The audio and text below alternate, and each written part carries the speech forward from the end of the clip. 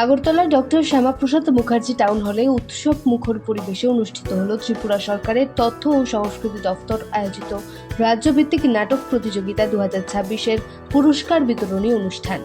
রাজ্যের বিভিন্ন প্রান্তের প্রতিভাবান ছাত্রছাত্রীদের সৃজনশীলতা ও নাট্যচর্চাকে উৎসাহ জানাতে এই উদ্যোগ নেওয়া হয়।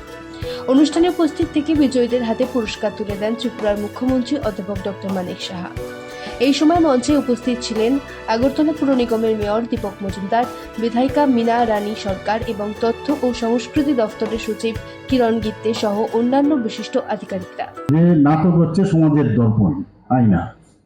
নিজের জিনিসেই অন্যদেরকে দেখানো, এবং এটা যখনই দেখানো হয় তখন কিন্তু আরেকটা আমরা দেখি, সব মানুষকেই দেখি বিভিন্ন সময়ে, কিন্তু যখন সেটা নাটক মঞ্চস্থ হয়, সেটা যখন দেখানো হয়, যারা দর্শক আসে তার উপলব্ধিটা কিন্তু অন্যরকম।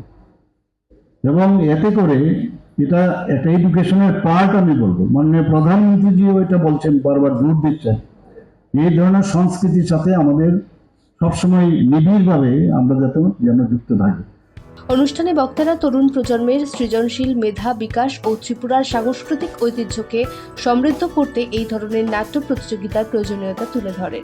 শিক্ষার্থীদের মঞ্চ নাটকের মতো শক্তিশালী সাংস্কৃতিক কর্মকাণ্ডে আরও বেশি করে যুক্ত থাকার উপর বিশেষ জোর দেওয়া হয়। নিজ নিজ কৃতিত্বের স্বীকৃতি স্বরূপ সম্মাননা ও পুরস্কার গ্রহণ করে ছাত্রছাত্রীদের মধ্যেও ব্যাপক আনন্দ ও উদ্দীপনা লক্ষ্য করা যায় এই দিন। ত্রিপুরা থেকে দেবাশিস বসুর রিপোর্ট, সিএম ত্রিপুরা।